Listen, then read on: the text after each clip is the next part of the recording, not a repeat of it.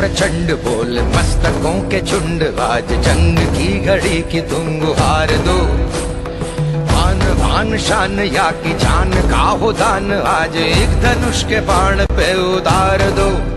काश्मीरमध्ये दहशतवाद्यांच्या विरोधात अनेक कारवाया होत असतात। या कारवायांमध्ये दगडफेक करणाऱ्या आतंकवाद्यांना किंवा हे दगडफेक करणारे आतंकवादी महिलांना मालवी ढाल म्हणून पुढे करायचे। मग याचाच विरोधात लष्कराने एक निर्णय घेतला की आपल्या महिलांना लष्करामध्ये आणण्याचा, आणि हा निर्णय अंमलात आणला गेला आणि एंट्री झाली महिलांची आपल्या आर्मीमध्ये। आणि अशीच एक महिला जवान, खरं तर शब्दच भारी आहे, महिला जवान आज आपल्याकडे आलेले आहेत। आम्ही तेजस्विनी या कार्यक्रमामध्ये, धनश्री आपलं स्वागत। सगळ्यात मला आधी तुमच्या कौटुंबिक पार्श्वभूमी जाणून घ्यायची आहे, कशी आहे, म्हणजे घरचं वातावरण कसं आहे? माझे पप्पा बी आर्मी रिटायर होते, आजोबा बी आर्मी रिटायर होते, आता माझा भाऊ बी आहे आर्मीमध्ये, आणि मी बी, आणि एक मोठी बहीण आहे, ती नाही आहे, बस भाऊ बी आर्मी। म्हणजे हा वारसा चालत आला, वारसाही चालत आला, आर्मीमध्ये जावंसं का वाटलं? नेमकी परंपराही चालत आलेली, आजोबा बी आर्मीमध्ये होते, पप्पा बी, मग मला बी लहानपणापासून आर्मीमध्ये जावं वाटत होतं। म्हणजे आर्मीचं ट्रेनिंग होतं किंवा आर्मीमध्ये जाण्यासाठी तुम्ही काय काय तयारी केली होती ना? फिजिकली बी सकाळची रनिंग वगैरे करत होती, परत अभ्यास बी करत होती, रिटर्नची तयारी करत होती, बाकी फिजिकल पप्पांमुळे जास्त शिकले होते। घरी बाबांच्याकडेच होऊन गेलं, मग खाणं पिणं हे सगळं? हां, पप्पांकडूनच, त्यांच्याकडून ट्रेनिंग घेतलेलं होतं। मग ज्यावेळी तुम्ही आर्मीत जायचं आहे घरी सांगितलं किंवा त्यावेळी त्यांचं मत कसं होतं, आणि ज्यावेळी तुम्ही आर्मीमध्ये भरती झाला, ज्यावेळी तुम्ही शपथ घेतली, त्यावेळी त्यांच्या रिॲक्शन कशा होत्या? जेव्हा मी पप्पांना बोलले होते की मला आर्मी जायचे, लहानपणीच बोलले होते, तेव्हा बिलकुल विरोध नव्हता की हां जा म्हणून, पूर्ण सपोर्ट केलेला पप्पाने बी। आणि जेव्हा शपथविधी घेतली तेव्हा भरपूर त्यांचं मन मधलं भरून आलेलं, पूर्ण डोळ्यात पाणी आलेलं की हां आपली मुलगी बी आर्मीमध्ये झाले। म्हणजे सलग तिसरी पिढी होती आणि सगळ्यात प्राऊड फील हा होता की माझी मुलगी आर्मीमध्ये गेलेली आहे। आर्मीचे ट्रेनिंग कठीण असतं, मग त्यातले रूल्स तुम्ही कसे फेस केले? ती शक्यतो जसं जेव्हा आपण एंट्री करतो ना तेव्हा ऑटोमॅटिक ही ती करूनच घेत्या ती लोक, ट्रेनिंगच अशी होती की करावंच लागतं।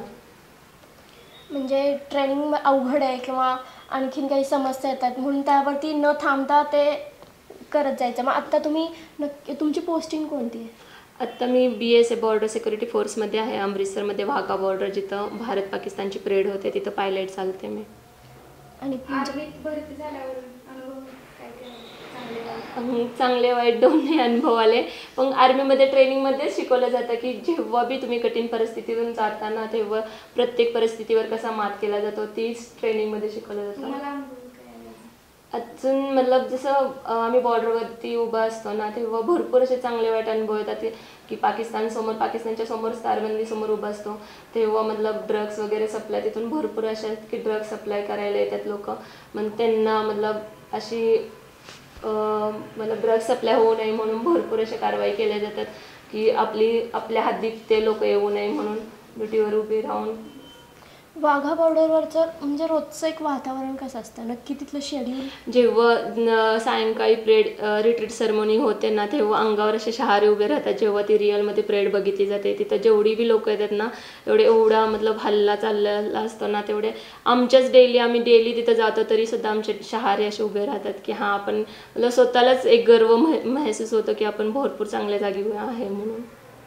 एक प्रकारची आपण खुन्नस दिली जाते, ते सगळं काय असतं? म्हणजे हातवारे केले जातात किंवा इशारे केले जातात, दोन्ही पक्षांच्याकडून केले जातात, तर ते जरा आम्हाला सांगणार का? काय ती रिअलमध्ये म्हणजे खुन्नसच दाखवली जातात, ती बी आपल्या विरुद्ध दाखवतात, आपण बी त्यांच्या विरुद्ध दाखवतात, पण त्या खुन्नस नंतर बी हातात हात मिळवला जातो की एवढे सगळं असून सुद्धा आम्ही मतलब इंडियाने एकी करून ठेवलेली आहे म्हणून। जसे की वाघा बॉर्डर असेल किंवा आपली जी इंटरनॅशनल बॉर्डर आहे ती बॉर्डर सोडली की इकडं पाकिस्तानचे शेत, इकडं भारताचं शेत, म्हणजे दोन्हीकडची माणसं एकत्रित येतात, बोलतात का? म्हणजे त्यांच्यातला तर एक संवाद नाही होत, त्यांचा संवाद नाही आहे, आपली गार्ड असतात त्यांच्याबरोबर संवाद नाही होत। मग त्यांच्यामध्ये कशी खुन्नसचं वातावरण असतं की? नाही, ती लोक त्यांचं काम करतात शेतात, आपली लोक आपलं काम करतात, बाकी खुन्नस वगैरे तसं काही नसतं त्यांच्यामध्ये। हे जे काही ड्रग्स सप्लाय होतात तर म्हणजे ह्या सगळ्या गोष्टींवरती वचक ठेवण्यासाठी काय काय केलं जातं तुमच्याकडे?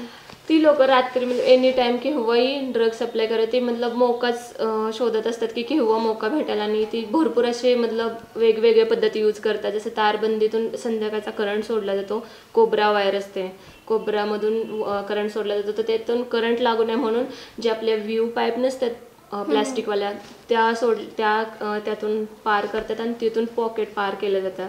मग आपल्या लोकांचा बी सपोर्ट, म्हणजे बॉर्डरवर असतात ना, त्यांचा बी थोडा बहुत सपोर्ट असतो त्यांना, म्हणून ती जास्त करून सप्लाय होतात. बाकी आता जी BSF उभी आहे ना, त्यामुळे भरपूर असं मतलब नियम म्हणजे तुम्हाला असं म्हणायचं आहे की हे जे काही ड्रग्ज सप्लाय होतात ते फक्त पाकिस्तानकडनं होत नाही, तर आपली पण लोक त्याला सपोर्ट मिळालेले करतात आहेत. हां, आपली लोक म्हणजे जी सिव्हिल लोक आहेत, ती फोर्सवाली नाही आहेत. आणि आता तुम्हाला जे काही साधनं सुविधा पुरवल्या जातात, मग ते तुमचे शूज असतील, तुमचे कपडे असतील, म्हणजे तुमचं खाणं असेल, तर त्याचा दर्जा चांगला असतो, A1 असतो, जेवण A1 भेटतं. चांगलं असतं. आत्ता पुलवामा हल्ला झाला, तर त्याच्यावरनं एक राजकारण तापलं आहे सध्या. एक सैनिक म्हणून तुम्हाला काय वाटतं, म्हणजे सैनिकांचा जो काही हल्ला झाला त्याचं राजकारण करणं कितपत योग्य आहे? बिलकुल योग्य नाही आहे राजकारण. एक सैनिक म्हणून तर बिलकुल योग्य नाही आहे, कारण की एक सीमेवर उभा राहिलेला सैनिक तो आपला जीव हातात घेऊन उभा असतो. काही माहीत नसतं केव्हा काही होईल, कुठून गोळी येईल, केव्हा काही माहीत नसतं. बस एक त्याचं राजकारण घडणं ही भरपूर एक मतलब भारतासारख्या देशात असं होतंय, फार वाईट वाटतंय. आता म्हणजे बहुतांशी लोक म्हणत असतात की युद्ध झालं पाहिजे, आरपारची लढाई झाली पाहिजे, तर काय वाटतं, युद्ध झालं पाहिजे? नाही वाटत. युद्ध मतलब जितकं शांततेत होतं आहे ना तेवढंच ठीक आहे. युद्ध झालं ना तर त्याचं नुकसान आपल्याला बी नुकसान भरपाई करावी लागणार आहे, त्यांना बी. जास्त करून मतलब असं नाही की त्यांनाच नुकसान होईल, नुकसान तर आपल्याला बी भरावं लागणार आहे. एका शहीदाच्या बायकोनं सांगितलं की युद्धाचे परिणाम काय आहेत. ज्याचा मुलगा किंवा ज्याचा नवरा बॉर्डरवरती असतो त्याला ते समजतं, तर तिलासुद्धा ट्रोल केलं गेलं.